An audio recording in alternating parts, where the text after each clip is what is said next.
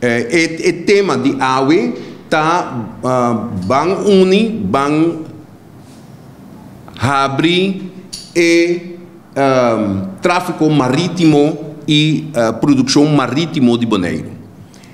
IDEP tem recente tema que nós manejamos e também nos últimos 25 anos nós aqui para silenciosamente apoiar projetos.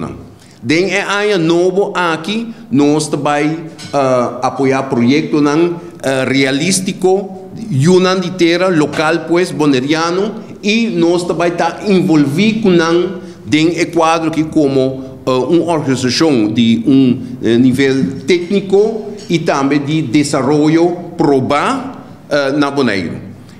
AWE nós está introduzindo o tema de fast ferries, nós recentemente como IDEP, Instituto para Desenvolvimento Econômico Boneriano, firmou um acordo com o Caribbean Fast Ferries, com nós tem o senhor Eric Monte na minha banda direita, que ele vai dar uma explicação accurata. A intenção está com o IDEP a escolher aqui para sair fora de trás de cortina e também sair mais adiante. So, hope bia bota trabalhar como organização de lobby, nós uma de poucas organizações de lobby na Bonaire, onde nós trata de impulsar projetos na comunidade e também principalmente em tema socioeconômico, pero hope bia nós não saímos na claro, nós não saímos adiante.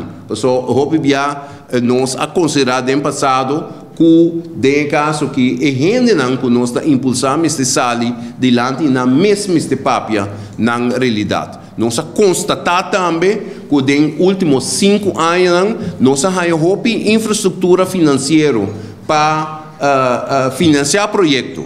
Recentemente, o Banco de Desenvolvimento OPNA acaba de estabelecer para em janeiro. Pero hope viaja nota nos bonerianos, nota nos gente na local da sair adiante e TPC manejo e cambio de manejos de trás de cortina sair mais adiante e ajuda a gente a encaminhar num processo de entregar um business plan, buscar financiamento e também trabalhar num projeto concreto que é beneficioso para a nossa isla.